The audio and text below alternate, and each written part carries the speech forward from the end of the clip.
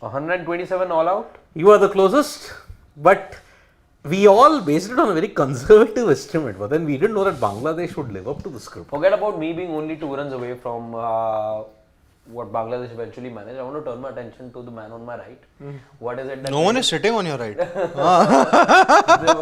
Oh, so you want to be Lakshmi Narayana? Aapka left, mera left, right, left. Gayab. I had my reasons to go for a 129 score prediction. But I want to know from Siddharth Gulati, my dear friend, who's going to be feeding me dinner now. Anyway, I haven't gotten any dinner today, as he knows. But how is it that he went for a 160 prediction?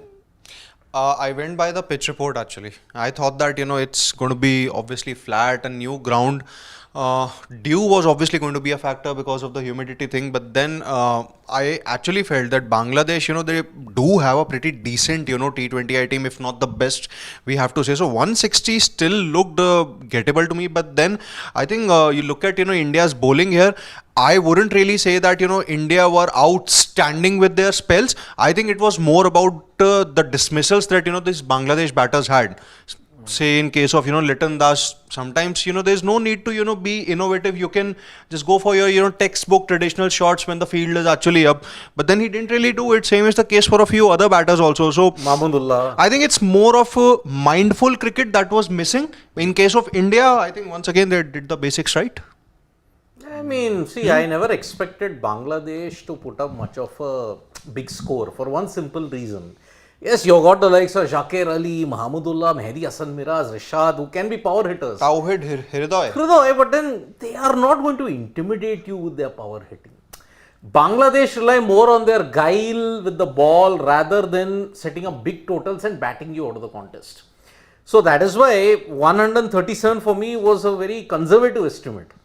They fell 10 runs short of my conservative estimate, and they were just 2 runs behind his score prediction.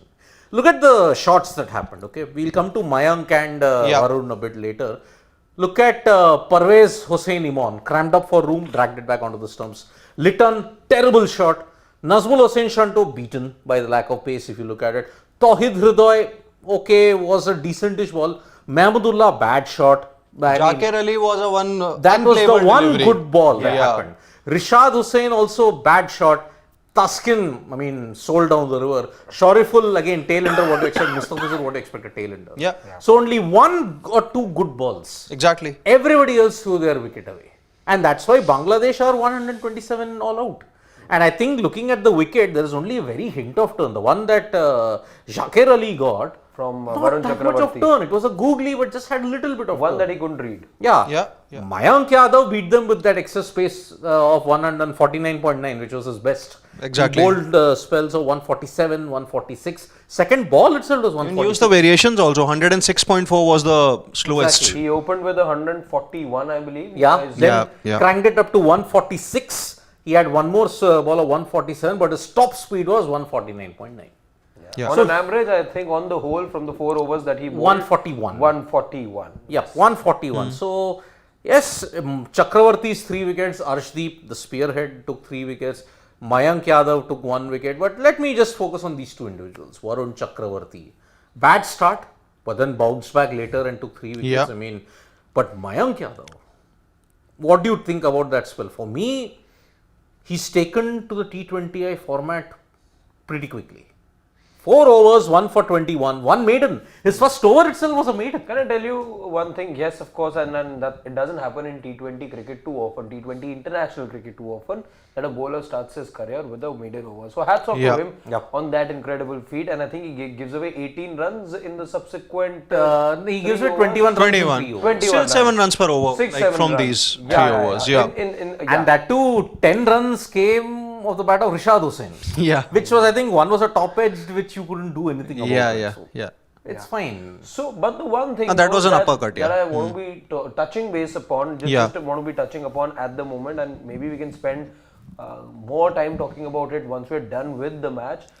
Because the one thing that stands out for me in a not so positive manner when we talk about those numbers, 149.9 being the highest, 140 being the slowest, and an average of 141. That's what we discussed.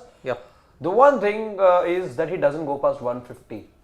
Now for somebody who bowled 40% of his deliveries, whatever 63 or deliveries that he bowled in the IPL, 73 deliveries that he bowled, for him to have bowled 40% of that, which is roughly about 28-30 deliveries that he bowled in excess of 150 clicks, I was disappointed that he did not touch the 150 mark today or did go beyond it on a couple of occasions. That was what my expectation was. While it's a good start, I don't want to take that away, but it makes me question a few things.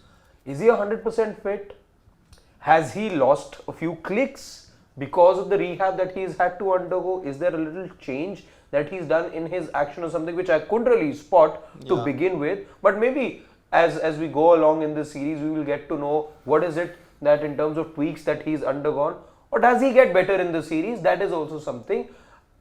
Or maybe this is just a T20 international in which he was told to not go full throttle. You know, at times ease him into. At times you were told to not go full throttle, right? So those are the things I would want to see going forward. But one takeaway from me: how is it that somebody who's bowling it very consistently, going past 150, doesn't go there? That's where I have a little bit of disappointment with what I've seen. Okay, I think that I'm fine with it, even if he's not touching the 150 mark, because he just has to bowl those, hard lengths consistently and stay fit. And even if he touches 145 consistently, I'm going to be fine with it. So for me, 150, it's absolutely fine. What I'm actually going to look at, as what I said, at the toss time also, that he must bowl 12 overs of this series. He must stay fit. Fielding wise also, I think he was moving very well, stopped a couple of boundaries at the fine leg in third man region. That's what I want to see of him. So I'm fine with the fact that, even if it doesn't touch 150, he just has to stay fit, because, he's one of those rare talents who has a good, body structure. He can actually, get those crucial breakthroughs also with his speed, can intimidate the batters also. So that's where I think, as far as an India prospect is concerned, I'm fine with it. I mean, tear away quick, I do understand. Yes, he's lost about 7 kilometers of his pace. Yeah. From the IPL, from 156.9 to 149.9. If you look at it in that sense, yes, it might be worrying for some. But see, pace is overrated. If you don't have the control, then that pace can be very lethal. Everybody can't maintain huge levels of pace. Dale Steyn just entered the conversation. I mean, Shoaib Akhtar, if you want to look at a guy who consistently bowled over 90 miles per hour consistently for about a good 5-6 years, it was Shoaib Akhtar. But everybody can't be a Shoaib Akhtar. Now, we have seen in India in the past how they have started off quickly. Tearaway quicks have started off quickly, but then they have shaved off their pace, and then they have had fitness issues. Munaf Patel is one, Varun Aaron is one, Irfan Pathan. But Irfan wasn't a tearaway 155 in that sense. See, there's nobody coming close to Mayank Yadav. Let's be honest. Varun Aaron was there. Umesh Yadav. Umran Malik. Umran was, yes. Umesh Yadav Varun Aaron, I doubt if he crossed 150. Siddha. He did 153 at one point. He was bowling 152, 153 kicks. He was definitely bowling Varun Aaron at the start.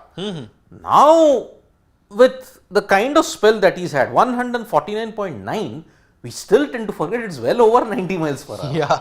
It is 91. No, while I'm saying yes, but I have questions. I have questions as to where that speed is lost. Maybe he was told. Maybe he was told to not go full throttle. Yeah. That maybe, it may not be sore, but it may not be 100% his back. Yeah. So maybe he was told, okay, today we do this much. Second match, we try and go, let's say from 80%, we go to, let's say, about 90%, and third T20I. Slowly raise the temperature as it goes on. Maybe, yeah. So, I think we can dwell a lot on Mayank Yadav and Varun Chakravarthy in the post-match, because now the players have already come out and they have to chase down 128 to go 1-0 up in Gwalior. Since we don't have a lot of time to take questions, what we'll do is we'll come back in about hopefully an hour and 10 minutes. Hour and 10 minutes, hopefully that shorter time, and that's where we'll have lengthy discussions. But as far as the pitch is concerned, it is still a true wicket. But it's turning well. So I think Bangladesh do have those spinners. Very minimal. What I could Is it sense turning was- enough? Do you think it's turning enough that India will be in a spot of bother?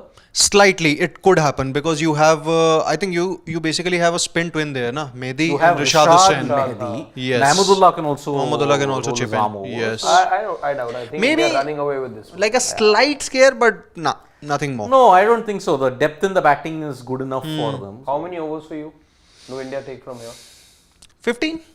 15 Yeah, to get to 128? yeah, 15. 15, 16, I also couldn't. You know, had there You're not been bringing 12, 13? No, I don't think had there so. been no purchase for the spinners, na, I would have actually said around 10, 11. Yep. Let's see that. Let's see. So, yes, Sanju Starts with a has boundary gotten- or two? No. Yeah, one. One run, he's gotten off the mark. So, Okay. that will be a big relief for Sanju. So, he's off the mark. So, I think at 15, 16, I also put in that range that they'll get it. Anybody still predicting a Bangladesh win from here? No, not even me. Neither So, yep, did we predict Zimbabwe beating India in that first T20I. which they did win. Which they did. Which they did win, right. Yeah, but let's see. I think this total is about 20, 30 runs too little. Yeah. Which is why I think India might achieve a win. Well, let's see how comfortably they do it then. So, for me, Sid Gulati and Harshit, it's bye-bye. We'll see you for the post-match. Lengthier discussion, more questions on Harshit, on Mayank Yadav and also on... No, on Harshit Rana as well. Harshit Rana, no. And also on Varun Chakravarthy. Yeah. Bye-bye. See you for the post-match.